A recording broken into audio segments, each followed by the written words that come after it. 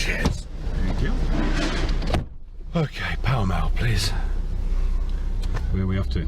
We're off to the RAC Club, which is Pall Mall is full of what used to be called gentlemen's clubs. Yes. Nigel Farage is touring the business clubs of London. This is my club here, having the work done. The East India Club.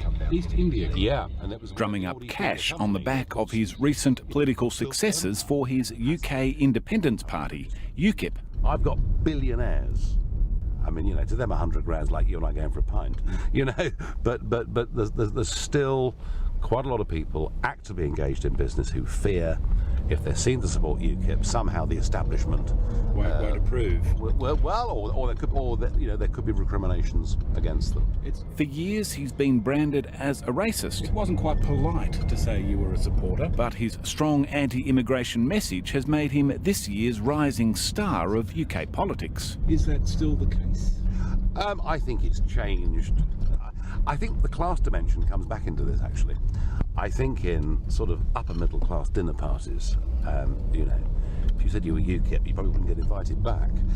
But I think amongst the mass of the population, it seemed to be a perfectly reasonable, decent, respectable thing for us to say. I mean, having said that, you know, we've got two dukes who are now members of UKIP, and it needs people with courage. And so often what I get it from serving members of Parliament, from both the Conservative and Labour parties, who say, well, Nigel, you know, good on you, old son. I mean, keep going, you know. I said, well, thank you very much. What are you going to do to help me? Oh, no. If I was to say anything, I might lose my seat, or they might deselect me. So it is almost, I mean, we're almost back to Oscar Wilde, you know, that this is the politics that dare not speak its name. Which, of course, makes it even more fun, in my view. Farage's support base is not in large urban centres like London. Chucks. It's largely in country and regional areas like here in Ledbury, West Midlands. Jim Carver is a third-generation umbrella maker and part of the UKIP phenomena, which is sweeping Britain. I've been doing umbrellas since, 1991, full-time. I mean, obviously as a youngster growing up, sort of watching my father and sort of helping Dad as a youngster, but full-time since 1991. I do bespoke stuff. I do a few antique repairs when the time permits, and I make bookmakers' umbrellas for the on-course bookmakers, so it's a bit of a niche market. Yeah. Carver's niche market has taken a hit from cheap imports in recent years. But Jim has just launched a new career. He's just been elected as one of Britain's representatives to the European Parliament. It is. It's on one of UKIP's key platforms to pull Britain out of the EU. I've made up my mind about how I feel about Britain's future relationship with the European Union. Very straightforward. I believe we're better off out, and that's what sets us apart from, you know, the other established political parties. You know, Nigel often says you can't get a cigarette paper between the three main parties. Well, if that, you know, that doesn't apply to us because we're very clear. Okay, yeah, we start over here. For the past 12 months, UKIP, to the growing consternation of both Labour and the Conservatives, good morning, has been picking off a range of small elections across the country. Fundamentally, I'm pro-European. Okay, at least you've got an opinion. Like this council election in Malvern Hills, which Jim is door-knocking for. If we want to leave the European Court of Human Rights or the Convention of Human Rights, we have to withdraw from the European Union. The people in this countryside electorate seem highly receptive to a candidate talking about the esoterica of European politics. How can we compete with other countries in Europe if they're controlling our power base, our water base? The British electorate have always been receptive to our message, you know, about Britain's relationship with the European Union and where it's heading. What's your shorthand message? Sometimes you get 20 seconds with when you're door knocking. What's the trigger? The shorthand message is I know clearly what we stand for, and the issue of immigration. It's a huge issue. How do you feel about UKIP and how do you feel about the European Union? European trade intricacies may be lost on some voters in a local council election, but one UKIP issue always shines through. And I'm not being xenophobic or anything like that. Is immigration? It's about We're just a little tiny country. It's about having control. Opposition to the large number of migrants that have arrived in Britain through its membership of the EU has led UKIP to victory in local elections like this. If I was a racist, I wouldn't be in a party like UKIP. I'd join an extreme party. Yeah. and resoundingly so for the British seats in the EU Parliament earlier this year. 526,000 people settled in this country last year. Beating both Labour and the Conservatives. The first party in over a century to do that in a UK-wide election. Say it how it is. I will, don't worry. A considerable personal triumph for Nigel Farage. I tell you what, I've been up half the night. This is absolutely marvellous. For more than a decade, Farage has been seen as little more than a fringe opponent of Britain's membership of the EU. Now he's being mooted as the third force in British politics, priming himself for next year's general election. Part of my life is that we actually have to fund this party. We get no state money or support at all. Someone's got to pay for it all. Well, the irony is at the moment, though, the people that are paying for it is the EU. Well, the EU has certainly been very helpful. It must be a major boost, though. I mean, there's a lot of salaries that you're able to pull out of that now. We are, yes, but... Which is ironic, if nothing. Oh, deliciously ironic, yeah. Almost every single day I'm in London, I'm out at lunch or dinner and trying to raise cash. OK, see you later. Cheers. As Farage rattles his tins amongst the billionaires, just around the corner, others are begging for their lunch. Romanian migrants living rough on London's finest boulevards. Police problem, go. Police, go. Morning. In such numbers that the council employs staff to harass and move them on. Can I get your bulletins, please, for our records? I know you, don't I, from before? That's me? Minister? Yes. Since Romania and Bulgaria joined the EU, their citizens have had full rights of movement across Europe and Britain. Why did you come here? Why here? And their presence in such large numbers has propelled UKIP's anti-EU message onto the centre stage.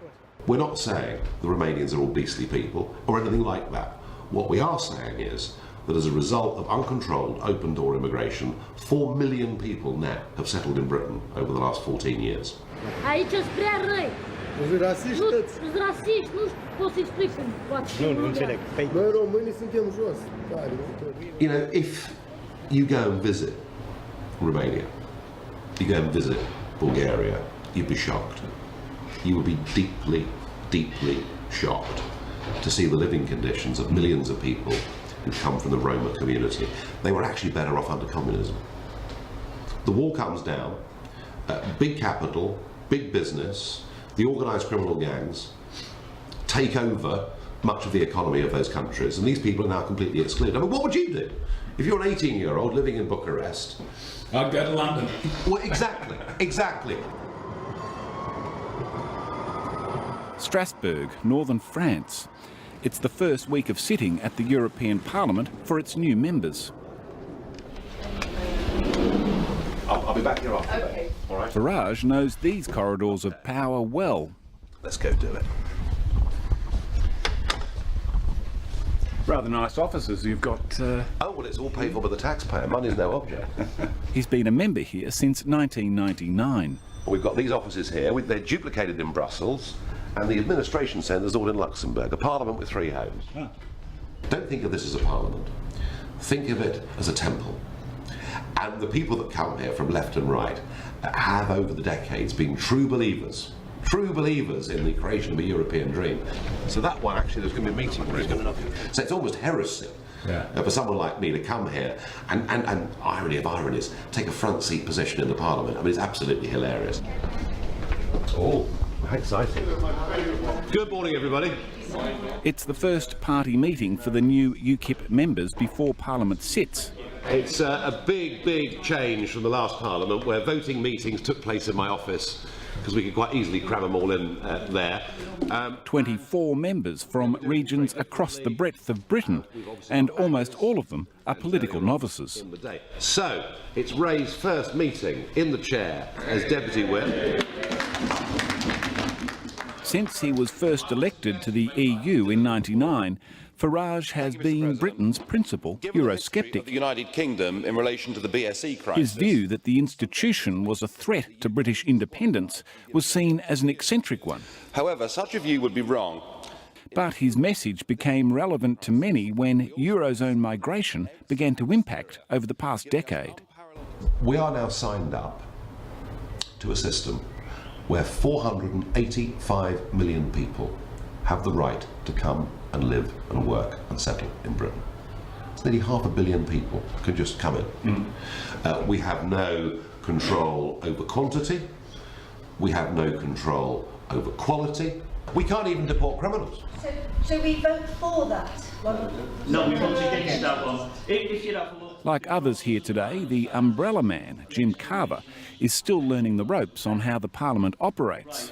And I don't know if the colleagues are aware that... A procedural vote was held in the morning and he hit the wrong button to vote. When I voted this morning, if you do vote and make a mistake, you can go through the European Parliament website and change your vote just to ensure that you... 24 hours. Can you just talk us through that, Jim?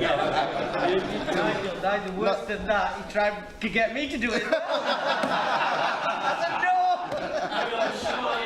That's right, yeah. I've got nature, Mick on me. Is that all? Yeah. Wonderful, thank you very much. Well done. Good.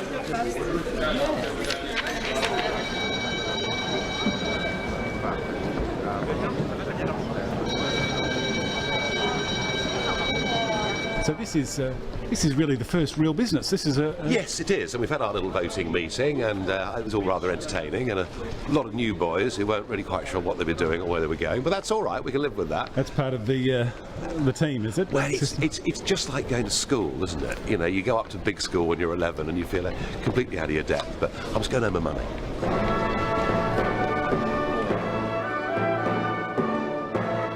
After a not-so-discreet back-turn to the European anthem, it's down to business. The election of Parliamentary President Jean-Claude Juncker. And Farage is off.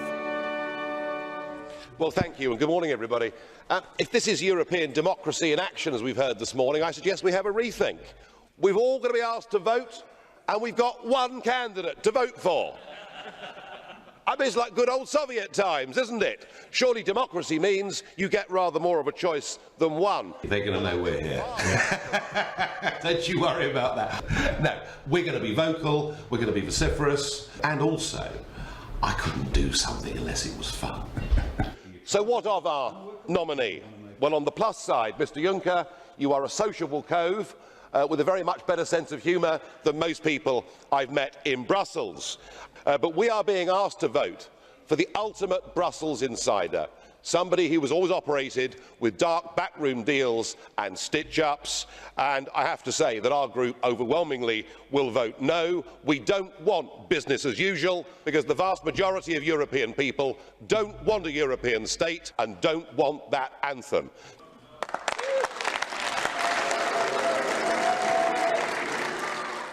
The EU Parliament is now an unusual mix, providing home and succour to many who want to disband it.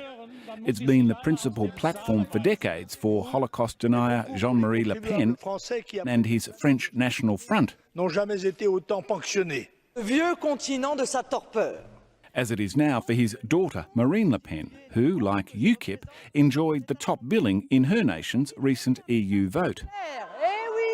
Yes, whether you like it or not, dear fellow countrymen, they chose to send a very clear message. No to massive immigration, no to the dilution of our national identities, and yes to our nations.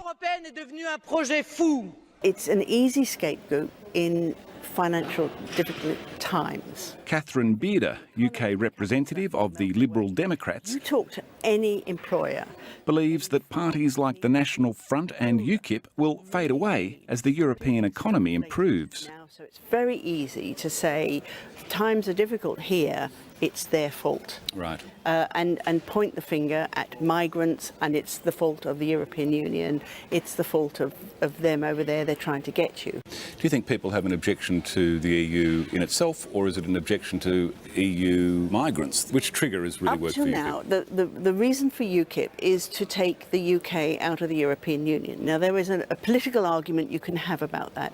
This campaign, he has really moved into the Romanians. They're criminals. They're coming here to take your jobs. It's an old and very easy political trick.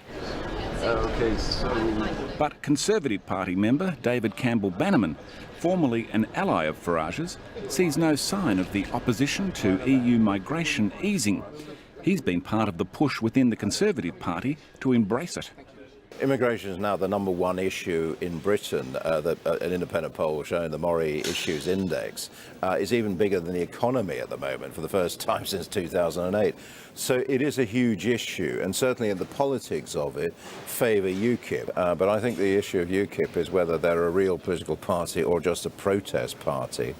I think they've made a massive impact, but actually other parties have now moved, particularly Conservative Party. We're offering a referendum, the chance for the British people to vote to leave the EU, which is the central plank of UKIP. That's a reaction to UKIP's success. But for now, the anti-migration votes are all there for Farage's taking.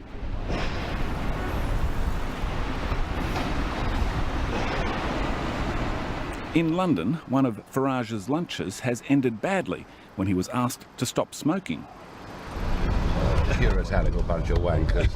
It was amazing. We had lunch, we sat outside on the terrace, and they wouldn't let me smoke. I said, what's the matter? Isn't the ceiling high enough? You know, it was absolutely unbelievable. We are being controlled by Puritans who want us to live forever, so that we can preserve ourselves for those last few bonus years. Yeah. We're not saying smoking's good, we're not doing that. It's a symbol of getting the state off our back.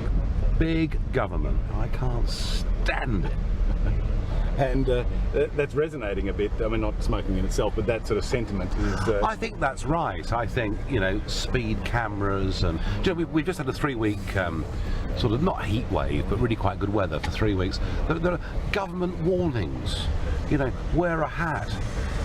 Put I don't know, factor 75 all over your body. Drink water. I mean, you think we never had a summer before in this country? Why don't they all just butt out? That's how I feel about it. I think we all feel a bit like that, yeah. Farage has tapped into a range of ideas that have been broadly off limits in political debate, utterly confounding the established parties. And within the ruling Conservative Party, cracks are starting to appear. I'm today leaving the Conservative Party and joining UKIP. Just over a fortnight ago, the Conservative MP for Clacton, Douglas Carswell, defected from the Tories and joined UKIP. The bravest, most honourable and noblest thing I've seen in British politics in my lifetime. But there were more storms to come. The Conservatives fight back after losing another MP to UKIP, the second within a month. On the weekend, a second Tory MP jumped ship. Today, I am leaving the Conservative Party. Of course, the question mark tonight is, are there other potential defectors in the pipeline? The Tories are hurting this week, but with the general election due early next year, Farage has his eye firmly on ripping through the middle of both established parties. But politics in this country today is purely run by a bunch of rich college kids. His conversation is often scattered with attacks on the rich and the privileged of Britain, a clear call to Labour voters. You're seen as a right-wing party. Can you go against the interests of capital, which is what you've just suggested, really, haven't you? You know, this thought that we're right-wing in any conventional sense just couldn't be further from the truth. I think the extent to which the land-owning, capital-owning classes of this country have benefited themselves over the course of the last few years, between the 5 or 6% that have everything and the rest that have nothing, the rich getting richer, the poor getting poorer. The sudden rise of UKIP is creating a mild panic amongst both Labour and the Conservatives.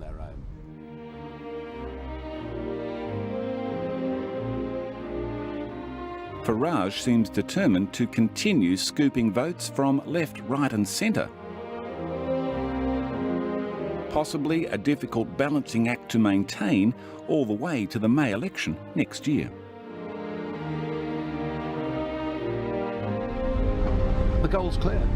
You know, we want to hold the balance of power in the next Parliament. And people say to me, oh, Nigel, that is just outrageously ambitious. Well, do you know what? Yes.